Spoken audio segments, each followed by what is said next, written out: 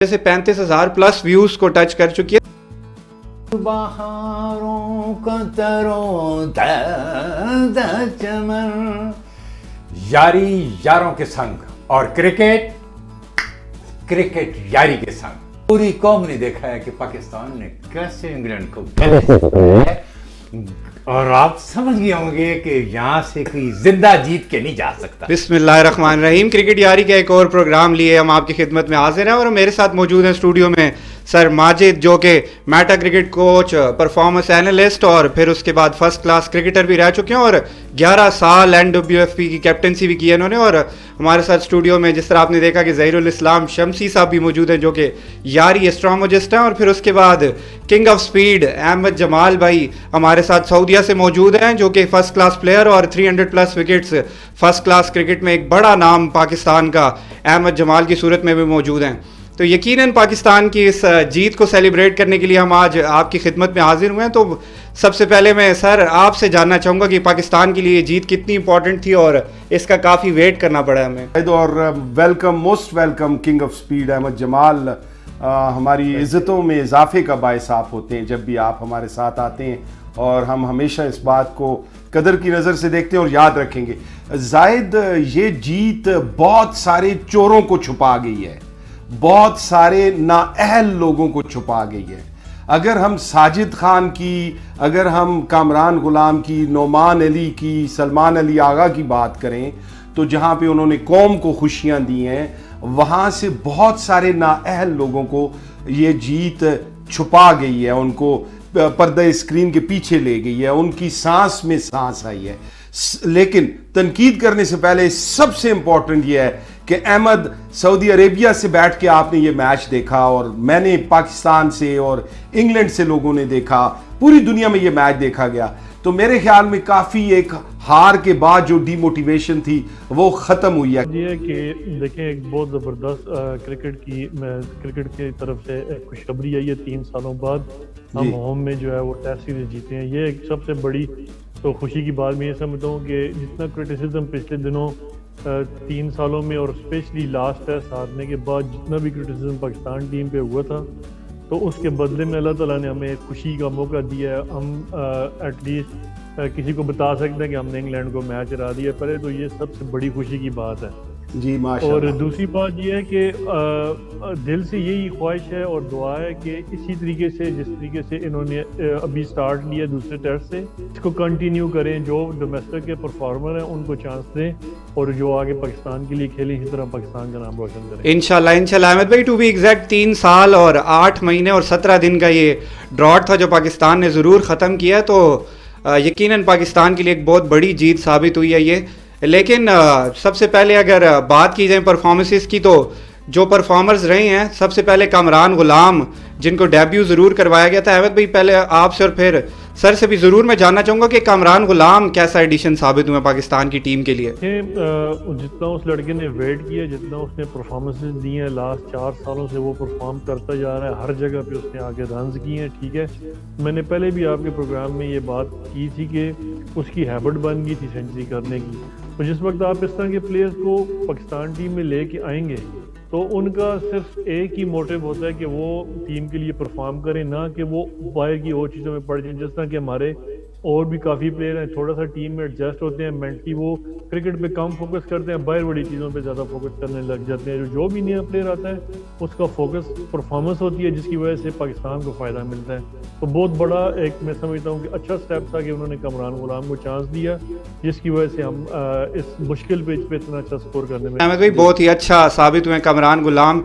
Sir, मैं आपसे साइम अयूब के बारे में ज़रूर जानना चाहूँगा। पहली इनिंग्स में 77 और फिर 21 run, 21 important run. Second innings में भी काफ़ी अच्छी कंट्रीब्यूशन रही है उनकी भी। तो जहाँ स्मॉल कंट्रीब्यूशंस की बात कीजिए सबकी, वहीं पे साइम अयूब का नाम ज़रूर आता है। जी, साइम अयूब से पहले कामरान गुलाम की परफॉर्मेंस के हवाले से 2 बातें सिर्फ करूँगा कि कामरान गुलाम की इंडिविजुअल एक्सीलेंस वो हमने देख ली है ओवर द ईयर्स। डोमेस्टिक के अंदर जो परफॉर्मेंस थी वो अहमद ने आपको बताई है और जो हार्ड वर्क उस बच्चे ने किया है वो आपको अहमद की ज़ुबानी पता चला है, क्योंकि सारी क्रिकेट उसने अहमद जमाल के साथ। जो ख़ास बात है वो ये है कि कामरान गुलाम को चांस देने का मतलब यह है कि आपने डोमेस्टिक क्रिकेट के अंदर एक नई रूह फूंक दी है।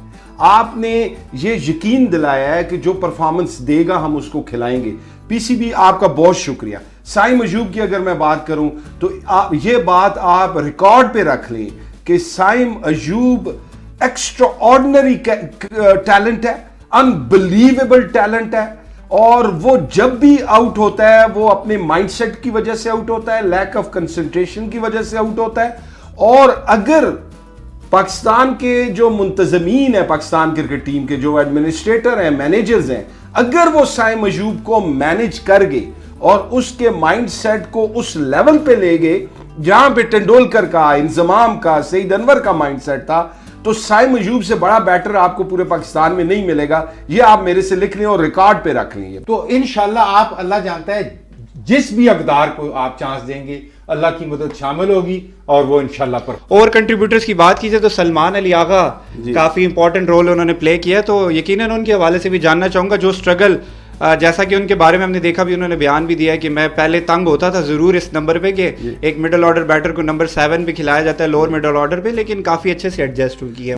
एक तो एक्स्ट्राऑर्डिनरी परफॉर्मेंस दोनों की, डिफिकल्ट पिच पे 63 रन्स, और जब बॉलिंग की बात करें तो लास्ट इनिंग्स में जो बॉलिंग की है नोमान अली ने, that was unbelievable, that was tremendous. Control, pace variation, length variation, दिलेरी, सब कुछ हमें देखने को मिला। जी अहमद, इन दोनों के बारे में जरूर हमें बताइए। जी माजिद भाई, जिस तरह आपने सलमान अली आगा की बात की है, तो सलमान अली आगा का भी एक मैसिव एक्सपीरियंस है डोमेस्टिक क्रिकेट का, ठीक है। उसको मैंने डोमेस्टिक क्रिकेट में भी चौथे पांचवे पे बारी करते हुए देखा है, और मोस्टली उसने ज्यादा स्कोर जो है स्पिनर्स के अगेंस्ट डोमेस्टिक में भी किए हैं। तो स्पिनर पे मैंने आपके पिछले प्रोग्राम में बोला था कि वो पाकिस्तान में इस वक्त सबसे अच्छा स्पिनर को खेलने वाला वो बैट्समैन है। हालांकि उसने खुद बोला कि पिछली सीरीज में मैं स्ट्रगल कर रहा था जी, बट उसने जो सेकंड इनिंग में आगे बैटिंग की है टेल एंडर्स के साथ, और वो मैं समझता हूँ कि वो पाकिस्तान की जीत में एक बहुत बड़ा अहम किरदार उसने अदा किया। और जिस तरह का उसने तकरीबन 1000 प्लस स्कोर कर दी है अपने इस छोटे से करियर में, वो भी एक क्या नाम है बहुत बड़ी बात है उसके लिए, क्योंकि वो एक तो लाहौर में उसने बहुत ज़्यादा क्रिकेट खेली है। जो बंदा लाहौर में क्रिकेट खेल ले तो मैं समझता हूँ कि वो किसी भी प्रेशर सिचुएशन में ना वो कभी मार नहीं खाएगा। तो उस दिन उसकी बॉडी लैंग्वेज आप देख लें, कितनी मुश्किल विकेट पे कितने आराम से वो सिंगल, डबल, चौके, स्वीपें सब कुछ खेल रहा था। तो मैं समझता हूँ कि ये भी एक डोमेस्टिक का ही हीरा इन्होंने निकाल के आया जिसके पास एक्सपीरियंस था।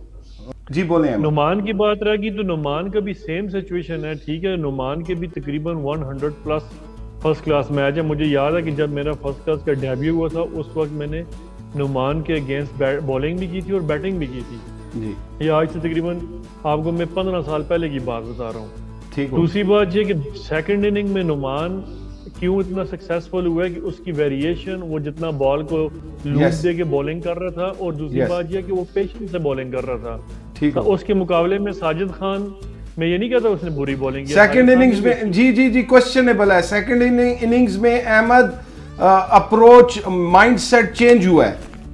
मैं वही आपको बता रहा हूँ कि सिर्फ साजिद खान से क्या गलती हुई है सेकंड इनिंग में कि वो अपने दसे के लिए आउट ऑफ द वे चला गया था। वो ये नहीं ट्राई कर रहा था मैं बॉल को अच्छी जगह पे फेंकूं। जिस तरह नुमान को आप देखें पहली इनिंग में वो भी तेज कर रहा था, लेकिन दूसरी इनिंग में जब उसने देखे रहा विकेट में ब्रेक है, उसने फ्लाइट की है बॉल को। तो साजिद खान बहुत ज्यादा तेज बॉल कर रहा था जिसकी वजह से उसको विकेट भी कम मिली। हालांकि साजिद खान का इस विकेट पे 10 विकेट लेना बहुत आराम से बनता था, लेकिन ये था कि उसने थोड़ी तेज बॉलिंग करके ये किया। नुमान का एक्सपीरियंस ज्यादा था, ठीक है। वो समझ गया था कि ये इंग्लैंड ये रन स्कोर नहीं कर सकता। उसने आके अपनी बॉलिंग को एंजॉय भी किया और एंजॉय में उसने 8 आउट भी कर दिए। यकीनन दोनों की जानिब से बहुत बड़ी कंट्रीब्यूशन है भाई। 9 आउट पहली इनिंग्स में साजिद खान ने 7 आउट किए और फिर नुमान अली ने दूसरी इनिंग्स में 8 आउट। मजबूरी तौर पर दोनों ने 20 विकेटें ली और 1972 के बाद ये पहली दफा थी कि पाकिस्तान 20 विकेटें लेने में कामयाब हुआ। दो बॉलर सिर्फ यूज हुए हैं, तो काफी बड़ी कंट्रीब्यूशंस दोनों की जानिब से। यकीनन इंपॉर्टेंट पॉइंट्स की बात की जाए कि जैसे हमने कहा कि बड़ी देर कर दी मेहरबान आते आते कि पाकिस्तान ने एटलीस्ट अपनी जो मेन स्ट्राइक है उसको, जो मेन उनका वेपन है उसको यूज़ किया, क्योंकि हमारे असिस्टेंट कोच साहब का ये कहना था कि पाकिस्तान के अंदर ऐसे क्वालिटी स्पिनर्स मौजूद ही नहीं है कि जो इस विकेट पे या फिर किसी भी विकेट पे पाकिस्तान में 20 आउट कर सकें। बहरहाल ये पता चला है कि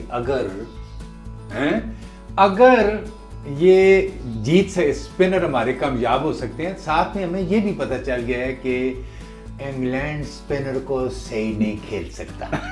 अब पूरी दुनिया में इंग्लैंड जिधर भी जाएगा स्पिन विक्टिम बनेंगे और वो फिर ऐसे ऐसे करेंगे। मेरे हमारे साथ हो क्या गया है? जो नई सिलेक्शन कमेटी है, जो उन्होंने डिसीजंस लिए हैं, उस हवाले से भी यकीनन आपसे जानना चाहूंगा। जी यकीनन बहुत ही जबरदस्त दिलेर फैसला है ये। सबसे इंपॉर्टेंट डिसीजन नहीं है, ये दिलेर डिसीजन है, ये एक बोल्ड स्टेप है जो मैं समझता हूँ आकिब जावेद साहब और उनकी टीम ने उठाया है कि ऑल टुगेदर उन्होंने बिल्कुल टोटल अप्रोच चेंज कर दी पिच के हवाले से, जब उन्होंने फैसला किया कि हम स्पिनर्स पे जाएंगे और अपनी स्ट्रेंथ पे खेलेंगे, और उसके रिजल्ट आपने देखे। देखिए जिस तरह आपने बोला है कि अजहर महमूद ने ये बात बोली है कि हमारे पास स्पिनर्स नहीं है, ठीक है। अजहर भाई ने पिछले तकरीबन 10-15 साल से अजहर भाई इंग्लैंड मूव हो गए हैं, उन्होंने डोमेस्टिक क्रिकेट को उस तरह फॉलो नहीं किया जी कि अभी भी बैकअप में साजिद खान और नुमान के अलावा भी हमारे पास 3-4 ऐसे स्पिनर्स बचे हुए हैं जो डोमेस्टिक के पिछले 3-4 साल से कंसिस्टेंट परफॉर्मेंस दे रहे हैं, जिसमें खालिद उस्मान है, ठीक है। फिर उसमें उसामा मीर को देख लें, वो भी हमारे पास एक जबरदस्त स्पिनर है। फिर एक लेफ्ट आर्म स्पिनर है, मेहरान मुमताज नाम है उसके। यस, मेहरान मुमताज वो स्क्वाड में है, अहमद, और वंडरफुल स्पिनर और दिलेर स्पिनर है। और पीछे जो बैकअप में हमारे पास चंद जो डोमेस्टिक की ओल्ड प्लेयर हैं, सब अभी अवेलेबल हैं, हम सब पे ट्रस्ट कर सकते हैं। बिल्कुल ठीक। तो अजहर महमूद साहब ने शायद उनको, मेरे अंदाजे से वो सिर्फ अपने फास्ट बॉलर पे बिलीव कर रहे थे, जो कि इस वक्त बहुत ज्यादा थके हुए भी थे, परफॉर्म नहीं कर रहे थे, मेंटली स्ट्रेस में थे, शायद उन्होंने तब ये बात बोली है।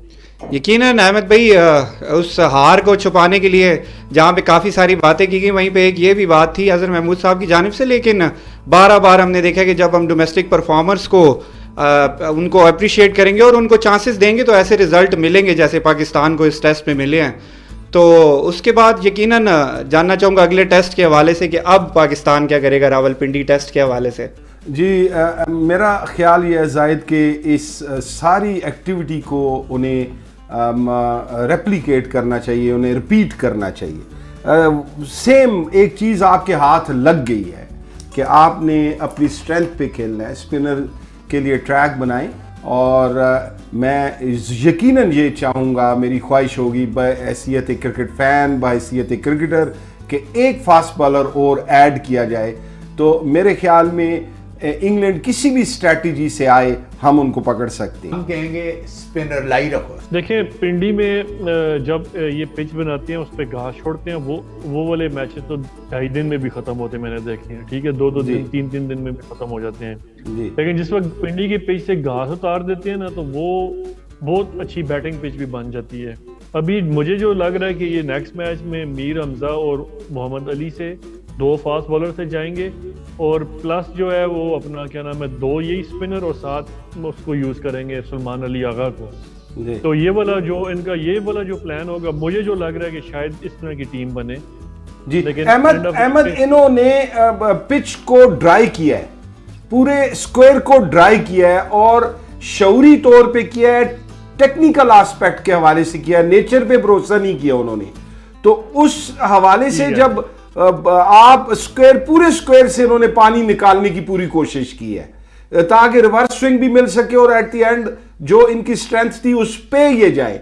तो मैं समझता हूं कि इन्हें किसी सूरत भी रिस्क नहीं लेना चाहिए कि किसी तरह भी ये कोशिश करें। ग्राउंड मैन से अगर बात कर लेता, पिंडी वाले मेरे 1-2 दोस्त हैं, उधर उनसे बात कर लेता, लेकिन ये था कि मैं उससे आजकल में इंशाल्लाह राब्ता करके उससे पूछूंगा। ओके ठीक हो गया जी बिल्कुल, यकीनन अहमद भाई हमें भी ज़रूर बताइएगा, और पाकिस्तानी टीम के साथ पाकिस्तानी फैंस भी बेताब हैं कि जैसे हमें एक जीत मिली है इतने लंबे अरसे के बाद, आगे भी इंशाल्लाह मुस्तकबिल में भी हमें ऐसी जीतें मिले और हम होम कंडीशन से ऐसे ही फ़ायदा उठा सकें। तो यकीनन तीसरा टेस्ट जो है पाकिस्तान अगेन जीतने की कोशिश करेगा। जिस तरह अभी मैंने मौसम की सूरत हाल पूछी है, क्योंकि पिंडी में मुझे लगता है कि एक तो मैच थोड़ा अर्ली खत्म होगा जी, शायद। यस जी। दूसरी बात मतलब 90 ओवर नहीं हो पाएंगे, मुझे नहीं लग रहा इस तरीके से, क्योंकि अक्टूबर का भी एंड होने वाला है, और दूसरी बात यह है कि अपना माजिद भाई के पिंडी की जो पिच है ना, मुझे नहीं लग रहा कि उस पर इतना ब्रेक शायद मिले जी या कुछ करें, क्योंकि वो ज्यादा बैटिंग को बहुत ज्यादा सपोर्ट करती रही है, लेकिन शायद ये पिच बना रही है इस तरह की। लेकिन एफर्ट करना पड़ेगा अहमद, एफर्ट करना पड़ेगा इनको, एफर्ट करना पड़ेगा कि उस तरह की, क्योंकि सीरीज ड्रॉ कर लेंगे। यकीनन आपको ये शो पसंद आया होगा और बहुत बहुत शुक्रिया। हमारे साथ मौजूद थे Ahmed Jamal, king of speed Saudi Arabia से और पाकिस्तान के एक प्रोमिनेंट फर्स्ट क्लास क्रिकेटर, और फिर हमारे साथ स्टूडियो में मौजूद है सर माजिद अली शाह। यकीनन आपका भी शुक्रिया, एक Meta cricket coach, performance analyst और फिर फर्स्ट क्लास क्रिकेटर, और 11 साल हज़ारा डिवीजन की कैप्टन भी रहे हैं। और उसके बाद ज़रीरुल इस्लाम शमसी साहब का भी शुक्रिया, एस्ट्रोमोजिस्ट क्रिकेट यारी टीम के। तो यकीनन आपके साथ इंटरेस्टिंग चीज़ शेयर करता चलूँ कि क्रिकेट यारी के प्लेटफॉर्म से एक वीडियो आप दोस्तों के प्यार और मोहब्बत की वजह से 35,000 प्लस व्यूज़ को टच कर चुकी है। तो यकीनन इसी तरह हमारे प्लेटफॉर्म के साथ जुड़े रहिए और लाइक, शेयर और सब्सक्राइब कीजिए। इसी तरह की वीडियोज़ हम आपके साथ लिए हाजिर होते रहेंगे। तब तक के लिए अल्लाह हाफिज़। अल्लाह हाफिज। अल्लाह